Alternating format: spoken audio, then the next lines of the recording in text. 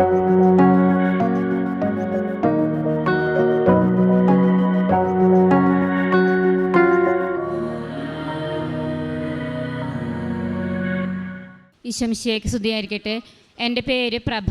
ഞാൻ വരുന്നത് തൃശ്ശൂർ ജില്ലയിലെ പേരാമംഗലം എന്ന സ്ഥലത്തു നിന്നാണ്. ഞാൻ ഉടമ്പടി എടുത്തത് ഈ വർഷം കഴിഞ്ഞ മെയ് മാസത്തിലാണ്. മെയ് 2022 ഒരു പ്രാവശ്യം ഞാൻ പുതുക്കി. ഇപ്പോൾ ഞാൻ നിങ്ങളുടെ മുന്നിൽ നിൽക്കുന്നത്, നമ്മളൊന്ന് ഇമാജിൻ ചെയ്യുക, മരണം നമ്മുടെ മുന്നിൽ വന്ന് നിൽക്കുമ്പോൾ ദൈവവും മാതാവും ഒക്കെ വന്നിട്ട് പറയണം, മരണമേ ഒന്ന് നീങ്ങി നിൽക്കൂ, ആ കുട്ടി കുറച്ചും കൂടി നാൾ ജീവിച്ചോട്ടെ എന്ന് പറയുമ്പോൾ നമുക്ക് കിട്ടുന്ന ഒരു സന്തോഷം, അത് അങ്ങനെ തന്നെ അനുഭവിച്ചിട്ടാണ് ഞാനിവിടെ നിൽക്കുന്നത് എന്ന് പറയാം. അത്രയും സന്തോഷമാണ് എനിക്കുള്ളത്. കേൾക്കുമ്പോൾ നിങ്ങൾക്ക് നിസ്സാരമായി തോന്നാം, പക്ഷേ എൻ്റെ ജീവിതത്തിൽ ഇങ്ങനൊരു സന്തോഷം ഇനി ഉണ്ടാവുമെന്ന് എനിക്ക് തോന്നുന്നില്ല. മാതാവ് എന്നെ കയ്യിലെടുത്ത് നടക്കുന്നു എന്നതിൻ്റെ ഏറ്റവും വലിയ തെളിവ്. കുറേ നാളായി ഞാൻ ആഗ്രഹിക്കുന്നു, ഇവിടെ എനിക്കൊരു സാക്ഷ്യം പറയാൻ പറ്റുന്നില്ല. എൻ്റെ ഒരു ജോലി അപ്പോയിൻമെൻറ്റ് പാസ്സായിട്ടില്ല, 7 വർഷമായി ഞാൻ ജോലിക്ക് പോകുന്നു.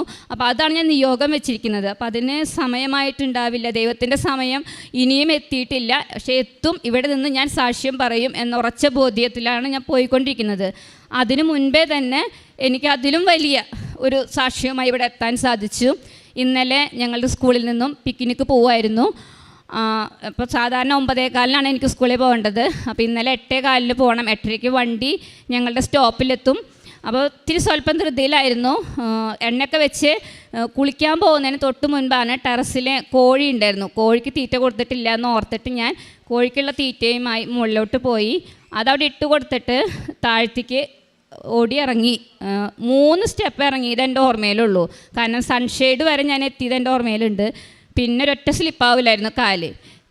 ഉരുണ്ടിട്ടൊന്നല്ല, ഡയറക്റ്റ് താഴത്തെത്തി. അടിയിലത്തെ സ്റ്റെപ്പുമ്മേ അടിച്ച് വീണു. നല്ല അടിച്ച് വീണ സ്പോട്ടിൽ എനിക്ക് ശ്വാസമൊന്നും കിട്ടുന്നില്ല.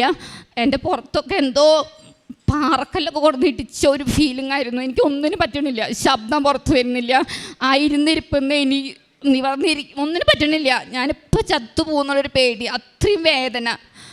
അവിടെ നിന്ന് എനിക്ക് ഒരു ശബ്ദവും വരുന്നില്ല. ആകെ വന്ന ശബ്ദം, അമ്മ എന്നെ കെടുത്തല്ലേ, എൻ്റെ മക്കൾക്ക് ആരുമില്ല, എൻ്റെ ഹസ്ബൻഡ് നാട്ടിലില്ല, ഞാൻ മാത്രമേ ഉള്ളൂ, ഞാൻ കിടന്ന എനിക്കാരുമില്ല, എന്നെ കെടുത്തല്ല അമ്മേ, എന്നെ കെടുത്തല്ല അമ്മേന്ന് മാത്രം പറഞ്ഞ് അമ്മേ മാതാവേ എന്ന് വിളിച്ചു.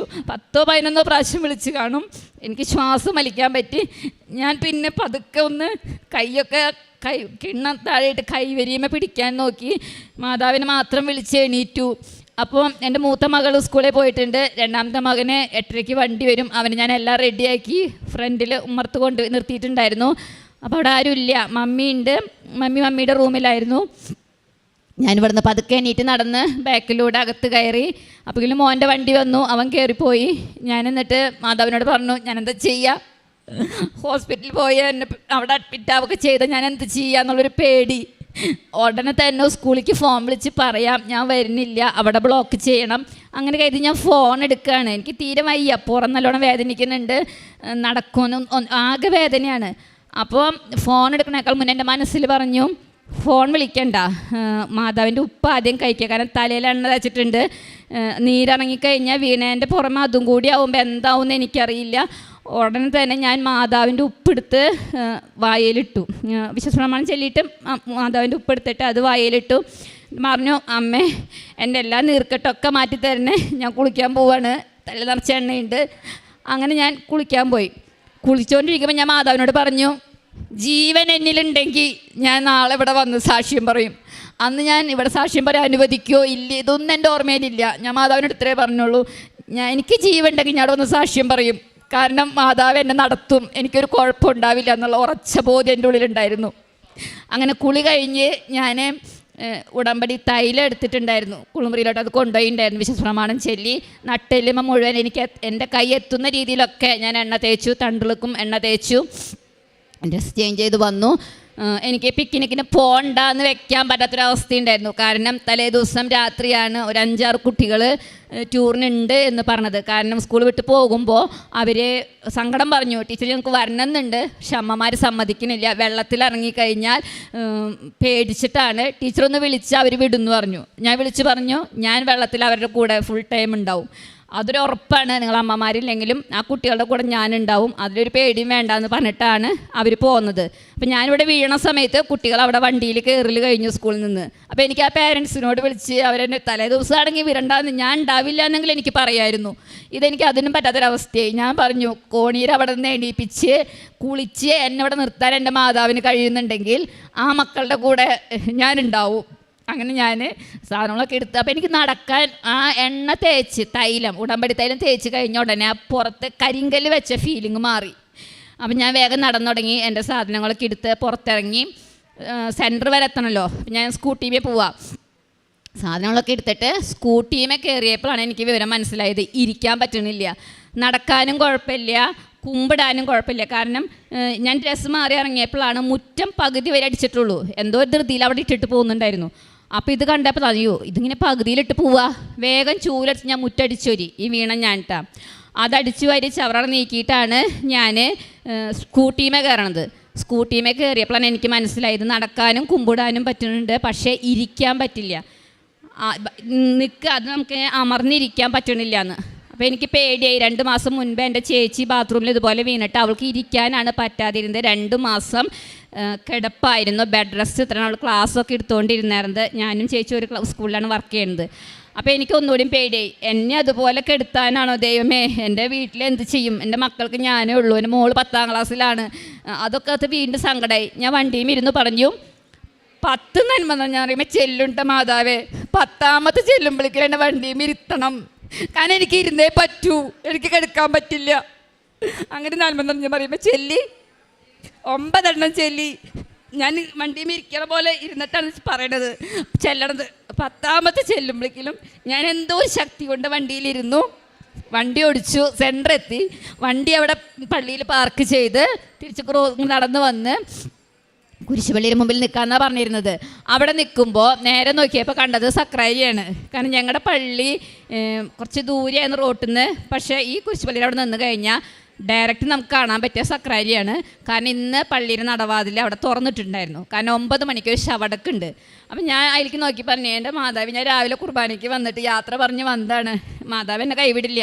അപ്പോൾ ആരാധന അവിടെ സക്രാരി കാണാമെന്നുണ്ട്. ഞാൻ വേഗം മൊബൈലിൽ നിന്ന് മറ്റേ 3-ാം ചൊവ്വ കഴിഞ്ഞ 3-ാം ചൊവ്വയുടെ ആരാധന എടുത്ത്. കാരണം വണ്ടി സ്കൂളിൽ നിന്ന് സ്റ്റാർട്ടായിട്ടുള്ളൂ. അപ്പം ഞാനിതിങ്ങനെ ആരാധനയിൽ പങ്കെടുത്തുകൊണ്ട് നിൽക്കുക. കുറേ നേരം നിൽക്കുമ്പോഴും ഒരു വേദനയുണ്ട്. എന്നാലും എനിക്ക് കുഴപ്പമില്ല, ഇരിക്കാനല്ലേ പറ്റാത്തതുള്ളൂ. ഞാൻ ഇരിക്കില്ല, വണ്ടിയിൽ നിന്നിട്ടായാലും പോകുന്നുള്ള ചിന്തയായിരുന്നു. ആരാധനയിൽ പങ്കെടുത്തുകൊണ്ടിരുന്നു. വണ്ടി ഇവിടെ എത്താറായപ്പോൾ അത് ബാഗിലിട്ട് ഞാൻ വണ്ടിയിൽ കയറി കാര്യങ്ങൾ പറഞ്ഞ വഴിക്ക് പറഞ്ഞു. അവിടെ നിന്ന് 2ാമത്തെ സ്റ്റോപ്പ് അമല ഹോസ്പിറ്റലാണ്. ടീച്ചേഴ്സ് പറഞ്ഞു പ്രഭ വരരുത്, അമലയിൽ ഇറങ്ങിക്കോ, വീട്ടിലേക്ക് ഞങ്ങൾ വിളിച്ച് പറയാം, എൻ്റെ വീട്ടിൽ നിന്ന് ആൾ വരും. എൻ്റെ ചേച്ചിയൊക്കെ വണ്ടിയിലുണ്ട്. അപ്പോൾ ഞാൻ പറഞ്ഞു കോണിമെന്ന് വീണിട്ട് കുളിയും തെളിയൊക്കെ കഴിഞ്ഞ് ഞാൻ ഇവിടെ എൻ്റെ വണ്ടിയുമ വന്നിട്ട് ഈ ബസ്സിൽ കയറാൻ എൻ്റെ മാതാവ് അനുവദിച്ചിട്ടുണ്ടെങ്കിൽ ഞാൻ ചാലക്കുടിയിൽ വന്നിരിക്കും. അതും എൻ്റെ മാതാവ് എന്നെ നടത്തും, എനിക്ക് ഉറപ്പുണ്ട്. ഞാൻ മാതാവിനോട് പറഞ്ഞിട്ടുണ്ട് എന്നെ ജീവൻ ഉണ്ടെങ്കിൽ ഞാൻ ഇന്ന് വന്ന് സാക്ഷ്യം പറയുന്ന നേർന്നുള്ളത്. അപ്പോൾ സാക്ഷ്യം പറയുമ്പോൾ കെടുന്ന് വന്ന് സാക്ഷ്യം പറയാനല്ല, നീ വന്ന് നിന്ന് സാക്ഷ്യം പറയാനാണ് എന്നെ അനുഗ്രഹിക്കും മാതാവ്, എനിക്ക് ഉറപ്പുണ്ട് എന്ന് പറഞ്ഞു.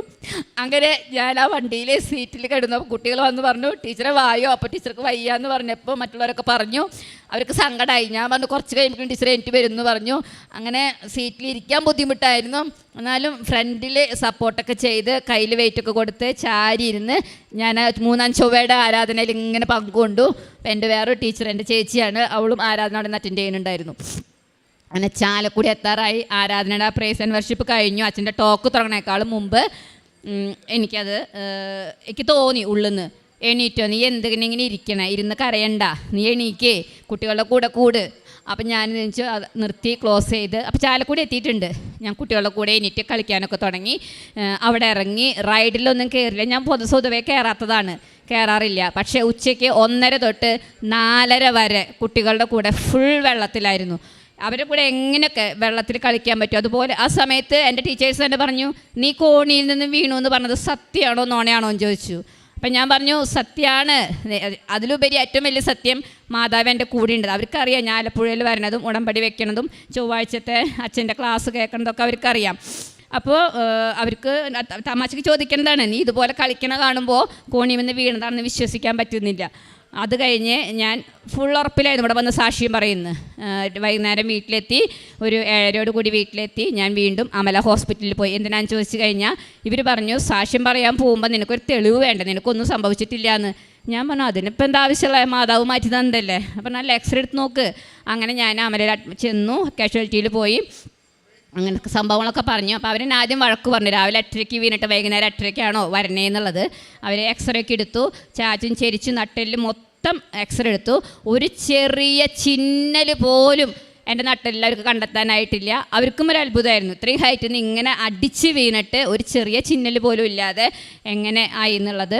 അങ്ങനെ ഒരു അസുഖമില്ല, ചെറിയൊരു, അപ്പോൾ വീണു എന്നുള്ളതിന് തെളിവായിട്ടായിരിക്കാം ഒരു ചെറിയൊരു മസിൽ ഇങ്ങനെ സ്പ്രെയിൻ ആവില്ല, ഇത്രയും ഹൈറ്റിൽ നിന്ന് വീഴുമ്പോൾ ആ ഒരു നീർവീക്കമല്ലാതെ വേറെ ഒന്നുമില്ല. അപ്പം ഞാൻ ചോദിച്ചു അപ്പോൾ എന്തുകൊണ്ടാണ് എനിക്ക് ഇരിക്കാൻ പറ്റാതിരുന്നേ, ചിന്നിട്ടാണ് എൻ്റെ ചേച്ചി ഇരിക്കാൻ പറ്റാതെ കിടുന്നത്. അപ്പം അത് വീണപ്പോഴുള്ള ഒരു തറമ്പിച്ച ഒരു സ്പ്രെയിൻ ആയതാവാം, അല്ലാതെ കുട്ടിയുടെ നട്ടലിന് ഒരു കുഴപ്പവും ഒരു ചിന്നലോ ഒന്നും സംഭവിച്ചിട്ടില്ലെന്ന്.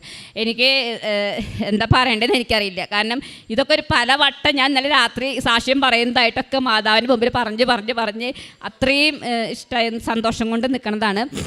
അപ്പോൾ എല്ലാവരോടും പറയുന്നത്, മാതാവ് എന്നെ അനുദിനം കയ്യിലെടുത്ത് നടക്കണ പോലെ അങ്ങോട്ട് തിരിയുമ്പോൾ ഇങ്ങോട്ട് തിരിയുമ്പോൾ ഒക്കെ നമുക്ക് തോന്നും മോളെ ഇങ്ങോട്ട് പൊക്കോ, അപ്പോൾ അതൊക്കെ നടക്കും. അതുപോലെ ഒരു സാക്ഷ്യം കൂടി പറയാനുള്ളത് എൻ്റെ മകളുടെയാണ്. എൻ്റെ മകൾ 10ാം ക്ലാസ്സിലാണ്. അപ്പോൾ കഴിഞ്ഞ പ്രാവശ്യം ഓഗസ്റ്റിലോ ജൂലൈയിലോ ഒക്കെ ഒരു എക്സാം ഉണ്ടായിരുന്നു. ആ സമയത്ത് പള്ളിയിലെ CLCയിൽ ഉണ്ട് ആൾ. അപ്പോൾ അതിൻ്റെ ഒരു പ്രവർത്തനങ്ങൾക്കായിട്ട് കുട്ടി പോയി. അപ്പോൾ ഞാൻ പറഞ്ഞിട്ട് നേരത്തെ വരാൻ, പക്ഷേ വരാൻ പറ്റില്ല, അവൾ ലേറ്റായിട്ടാണ് വന്നത്. പിറ്റേ ദിവസം 3 പരീക്ഷ ഉണ്ടായിരുന്നു. 2 വിഷയം പഠിച്ചു കഴിഞ്ഞു, ഒരു വിഷയത്തിൽ സോഷ്യലിലെ 4ാമത്തെ പാഠം പഠിച്ചു കഴിഞ്ഞിട്ടുണ്ടായിരുന്നില്ല. അപ്പോൾ കുട്ടി കരച്ചിലായി. 3 പാഠം പഠിച്ചിട്ടുള്ളൂ, 4ാമത്തെ പാഠം ഞാൻ പഠിച്ചിട്ടില്ല. ഞാൻ പറഞ്ഞു പള്ളിയിൽ നിന്നിട്ടുള്ള സാരില്ല മാതാവിൻ്റെ കാര്യം. അപ്പോൾ അവൾ എന്നോട് പറഞ്ഞു മാതാവിൻ്റെ പരിപാടിക്ക് ഞാൻ പോയത്, മാതാവ് എന്നെ കാത്തോളെന്ന് പറഞ്ഞു. എന്നാലും ആൾക്കുള്ളിൽ പേടിയുണ്ടായിരുന്നു. ഞാൻ എൻ്റെ ഉടമ്പടി ലോക്കറ്റ് അതിങ്ങനെ അലമാരി ലോക്കറിൽ വെച്ച സാധനം ആദ്യമായിട്ട് അവളുടെ കഴുത്തിലിട്ട് കൊടുത്തു, സൂക്ഷിച്ചു കെയർ ചെയ്തോളോ, പോവരുതെന്നൊക്കെ പറഞ്ഞ്. അവൾക്ക് നല്ല വിശ്വാസമാണ് മാതാവിൽ. അപ്പോൾ ഉടമ്പടി ലോക്കറ്റ് അവളുടെ കഴുത്തിലിട്ടു, ഉടമ്പടി തൈലം നെറ്റിയിൽ കുരിശ് വരച്ചു, തേനും കഴിക്കാൻ കൊടുത്തു. അപ്പോൾ അവൾ പറഞ്ഞു എനിക്ക് ഉപ്പും കൂടി വേണമെന്ന് പറഞ്ഞു. ഉപ്പും കഴിച്ച് ആൾ പരീക്ഷയ്ക്ക് പോയി. പരീക്ഷ കഴിഞ്ഞ് വന്നാൽ എന്നോട് പറഞ്ഞു, ആദ്യം പറഞ്ഞ വാചകതാണ്, അമ്മ 4ാം പാഠത്തു നിന്നായിരുന്നു അധികവും ക്വസ്റ്റ്യനും വന്നത്, അതായത് അവൾ പഠിക്കാത്ത പാഠത്തുനിന്ന്. കേട്ടപ്പോൾ എൻ്റെ മനസ്സിലൊരു വിഷമമായി, ദൈവമേ കുട്ടിയുടെ വിശ്വാസം ഇതോടെ കൂടി നഷ്ടമാവോ ദൈവമേന്ന്. പക്ഷേ അടുത്ത സെൻറ്റൻസ് അവൾ പറഞ്ഞത്, ആ 4ാം പാഠത്തു നിന്ന് വന്ന എല്ലാ ക്വസ്റ്റ്യനും ഈവൻ 1 പേജിൽ എഴുതുന്ന ആൻസർ വരെ ഞാൻ എഴുതി. ഞാൻ എങ്ങനെ, എൻ്റെ മുന്നിൽ ആരോ വന്നിരുന്നേ എനിക്കിങ്ങനെ പറയുമായിരുന്നു, ഞാൻ ഇങ്ങനെ ഇരുന്ന് എഴുതി. ആരാ എന്താണെന്ന് എനിക്കറിയില്ല, ഒരു സ്വരം ഇങ്ങനെ കേട്ടുകൊണ്ടിരുന്നു. ഞാൻ പരീക്ഷ എഴുതി വന്നു. ഞാൻ വണ്ടടിച്ചു പോയി. അത് കഴിഞ്ഞ് പരീക്ഷ പേപ്പർ കിട്ടി നോക്കിയപ്പോൾ ആ വിഷയത്തിൽ 40 തോന്നുന്നു, ആ വിഷയത്തിലെ മാർക്ക് അവൾക്ക് ഫുള്ളാണ്. ഒരു മാർക്ക് പോലും അവൾക്ക് ആ വിഷയത്തിൽ പോയിട്ടില്ല. അതിനുശേഷം ആ ഉടമ്പടി ലോക്കറ്റ് ധരിച്ചതിന് ശേഷം എൻ്റെ മോൾക്ക് എന്തിലൊക്കെ പങ്കെടുക്കുന്നു എല്ലാറ്റിലും അവൾ ഫസ്റ്റാണ്. കലോത്സവങ്ങളും സർഗോത്സവങ്ങളും എല്ലാ മത്സരങ്ങളിലും എൻ്റെ മോൾ ഇതേവരെ ഫസ്റ്റ് മാത്രമേ വാങ്ങിച്ചിട്ടുള്ളൂ. അതും മാതാവ് ഇങ്ങനെ എടുത്തുകൊണ്ട് നടക്കുകയാണ് ഞങ്ങളെ കരങ്ങളിൽ, എൻ്റെ കുടുംബത്തെ മുഴുവനായിട്ടും. അത് പറയാനൊരവസരം കിട്ടി.